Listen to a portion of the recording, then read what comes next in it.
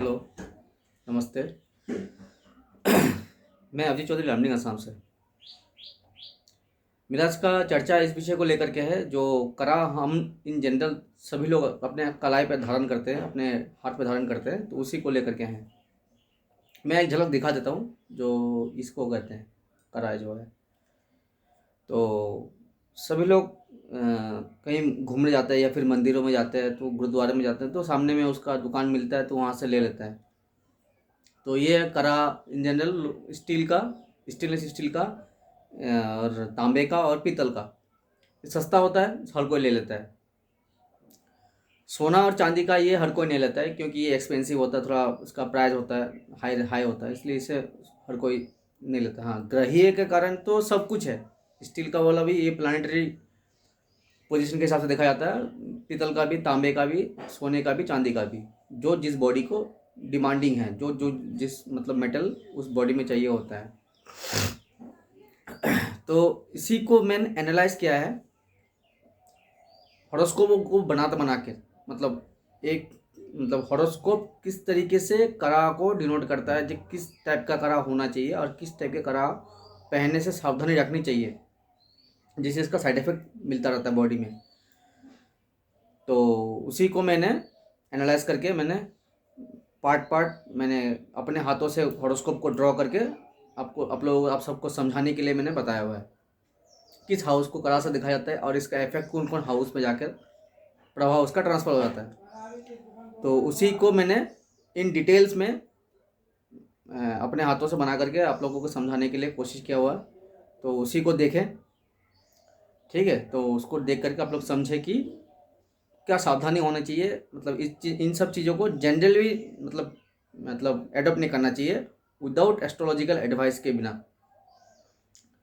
जहाँ astrological advice मिल जाए, जहाँ ये तुम्हारे लिए ये सूट हो रहा है, तब जाके इस चीज़ को लीजिएगा, नहीं तो नहीं। तो उसी का चर्चा मैंने डिटेल्स की बेसिस पे मैंने दिया हुआ है, आप सब देखें और उसको समझें, ठीक है। तो आइए मैं कुंडली ड्रॉ करके दिखाता हूँ, माने किस तरीके से हम लोग को कड़ा धारण करने के लिए मतलब किस तरीके से सावधानी बरतनी चाहिए। ठीक है, मैं यहाँ पे पहला कुंडली ड्रॉ करता हूँ।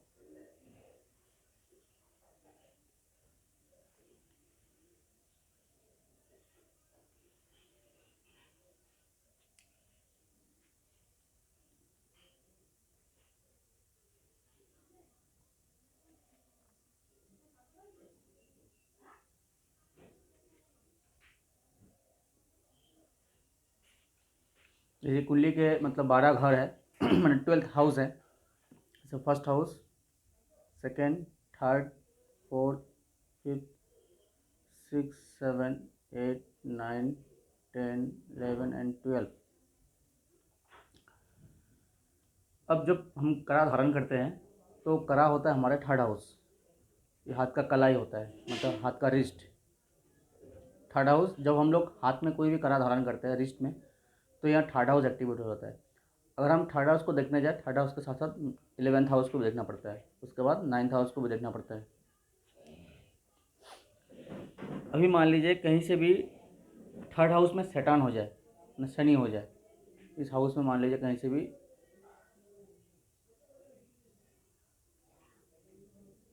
शनि हो जाए, और मान लीजिए यहाँ से भी ऐसा कुछ प्लानिट बैठ जाए जो इसका मतलब एनिमीज़ हो या फिर फ्रेंड भी हो। जैसे मान लो यहाँ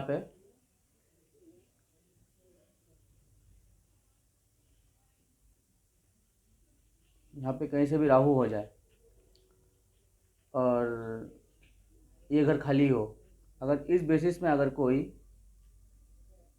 तांबे का कड़ा पहन लेगा या फिर कॉपर का कड़ा पहन लेगा, यहाँ सटन थर्ड हाउस में है और हाथ में अपने कलाई पे इसने तांबे का कड़ा पहन लिया, कॉपर का कड़ा पहन लिया, तब क्या हो जाएगा, कॉपर हो गया सन, मेटल हो गया सन, और इसको फ्रेंडली है मार्स सन का, और सैटर्न उसका एनिमी हो जाएगा, सैटर्न उसका दुश्मन है। अब यहाँ जो तांबे का कड़ा पहनेगा, अब इसका साइड इफेक्ट चालू हो जाएगा। तब यहाँ ये साइड इफेक्ट यहाँ ट्रांसफ़र होकर के यहाँ पे आ जाएगा। अगर यहाँ पे खाली है तब यहाँ पे नहीं आएगा, बट यहाँ पे 11th हाउस और थर्ड हाउस में दोनों जगह इसका साइड इफेक्ट आ जाएगा। ये दिखाते हैं और एक कुंडली ड्रॉ करके, जहाँ स्टील का अगर हर कोई पहनता है तो उसमें क्या सावधानी बरतनी चाहिए।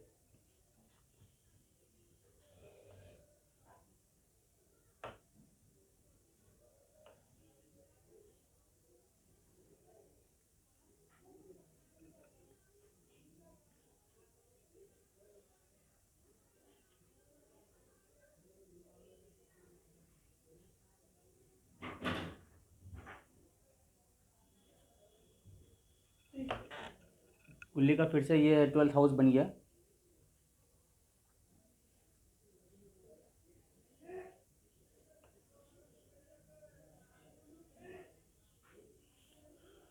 तो स्टील का कड़ा जो होता है, स्टील किस किस प्लैनेट को डिनोट करता है। ठीक है, यहाँ पे देखिए मैं लिख देता हूँ।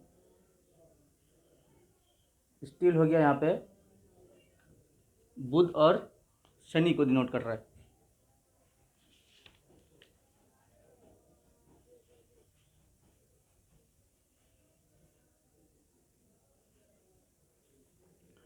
अभी इसका फ्रेंडली प्लैनेट, इन दोनों प्लैनेट का अगर मित्र ग्रह इस थर्ड हाउस में हो, 11th हाउस में हो या 9th हाउस में हो, तब जा कर के हम लोग बुध से शनि मिश्रित कड़ा जो होता है वो कड़ा हम लोग यहाँ पे पहन सकते हैं। अगर यहाँ से भी कहीं पे भी, यहाँ पे कहीं पे भी सन हो जाए, यहाँ कहीं से भी अगर सूर्य हो जाए, या फिर आपका मंगल हो जाए,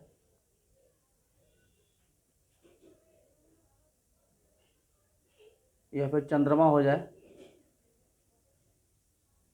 ये तीनों प्लैनेट अगर इसी हाउस में आ जाए, तीनों में से कोई आ जाए, या फिर यहाँ सन हो जाए तो इसी का मंगल यहाँ पे आ जाए, या फिर चंद्रमा यहाँ पे आ जाए, इस हाउस में 9th हाउस में आ जाए, तब अगर यहाँ पे लोहे का कड़ा या फिर स्टेनलेस स्टील का कड़ा अगर कोई पहनेगा तो इसमें साइड इफेक्ट आ जाएगा इसमें। तब इस प्लानेट तो शत्रु और दोनों शत्रु एक साथ मिक्सिंग हो जाएगा एक कड़ा धारण करने के बजाय, धारण करने के बाद। देखने में ये तो कड़ा सिंपल सा है, बट जब हम टेक्निकली में जाते हैं इसको एनालाइज करने के लिए, तो हम लोग को थर्ड हाउस को पकड़ना पड़ता है, 11th हाउस को पकड़ना पड़ता है और 9th हाउस को पकड़ना पड़ता है। ठीक है, ये स्टील का कड़े के बारे में हम बता रहे हैं।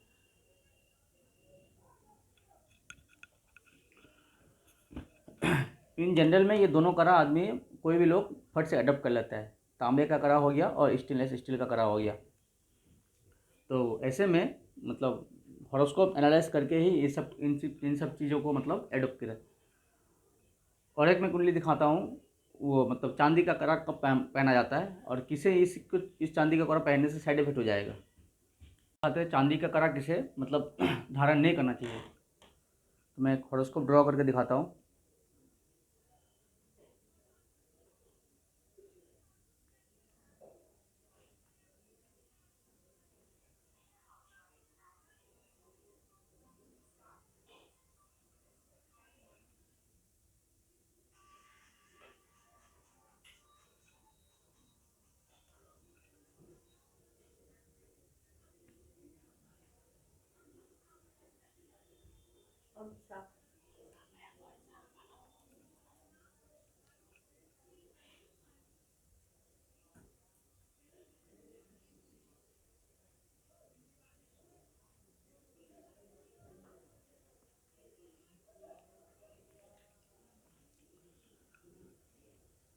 अगर मान लीजिए थर्ड हाउस में चंद्रमा का शत्रु ग्रह हो जाए,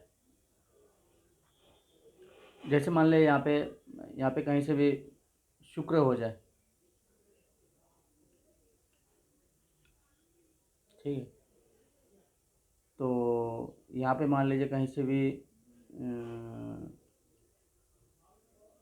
शनि हो जाए,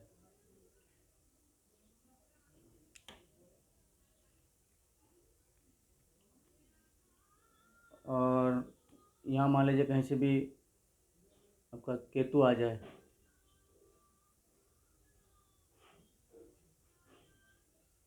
ठीक है, तो ऐसे बेसिस में ये थर्ड हाउस में हो गया, या 11th हाउस में होगा, या 9th हाउस में हो गया।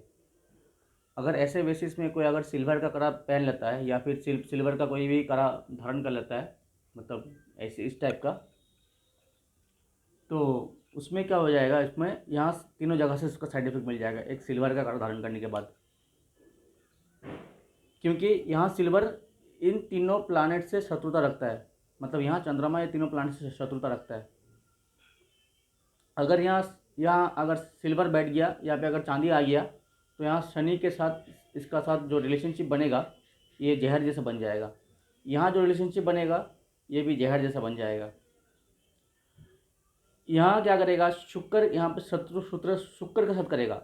शुक्र चंद्रमा का शत्रु साथ शत्रु नहीं करेगा, परंतु क्या कर देगा, मून इसके साथ वेनस के साथ अपने एनिमी रिलेशनशिप चालू कर देगा, तब यहाँ पे गड़बड़ी चालू हो जाएगा। और यहाँ मून के साथ यहाँ पे सैटर्न का भी रिलेशनशिप बन जाएगा, तो यहाँ पे मून में खराबी आ जाएगी, सैटर्न में नहीं। यहाँ केतु के साथ जब मून का रिलेशनशिप बन जाएगा तब भी यहाँ पे मून में खराबी आ जाएगा, केतु में नहीं।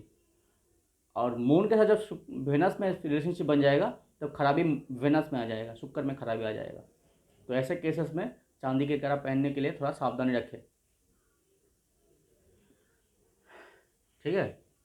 तो इन सभी चीज़ों को धारण करते वक्त टेक्निकली में जाइए, एस्ट्रोलॉजर से चर्चा कीजिए, उसके बाद ही इन सभी चीज़ों को धारण कीजिए। ये सब चीज़ ऑर्नामेंट के लिए नहीं है, ये सब बॉडी को सजाने के लिए नहीं होता है, ये सब मेडिसिनल इफेक्ट होता है, ये मेटल थेरेपी होता है। जो एक एक मेटल हम लोग के बॉडी में उसी अष्ट धातु को बैलेंस करता है हमारे बॉडी में, वो खाने के तौर पर हो या फिर बॉडी में लगाने के तौर पर भी हो। तो जैसे मेटल अपना टेम्परेचर को एब्जॉर्ब करके उसी को बॉडी में ट्रांसफ़र करता है, या फिर हमारे बॉडी के टेम्परेचर को बैलेंस करके वो मेटल एब्जॉर्ब करता है। तो इसी तरीके से इसका बैलेंसिंग सर्कुलेशन चलता है। और जब भी कोई बॉडी में अगर मेटल की कमी हो जाए तब ये बॉडी में हमारे वो मेटल इस प्लानट के हिसाब से वो हम लोग उसी मेटल को बॉडी में एंट्री कराने के लिए प्रोसीड्यूर बनाते हैं, किस तरीके से वो मेटल को बॉडी में एंट्री करवाया जाए, ठीक है। तो और इसको लाइक शेयर एंड सब्सक्राइब करते रहिए, और कमेंट भी कीजिएगा। कमेंट इसलिए कीजिएगा क्योंकि अगर कमेंट आप लोग नहीं करेंगे तो मुझे पता नहीं चलेगा जी आपको क्या चाहिए और क्या मैं दे नहीं पा रहा हूँ। एक डिबेट टाइप का हो तो भी एक मतलब इसमें क्लैरिटी आएगा, सबको समझ में आएगा जी कि प्लानट का असर किस तरीके से कहाँ कहाँ डिनोट होता है, कहाँ कहाँ उसका ट्रांसफ़र होता है, ठीक है। तो आप सब देखते रहिए।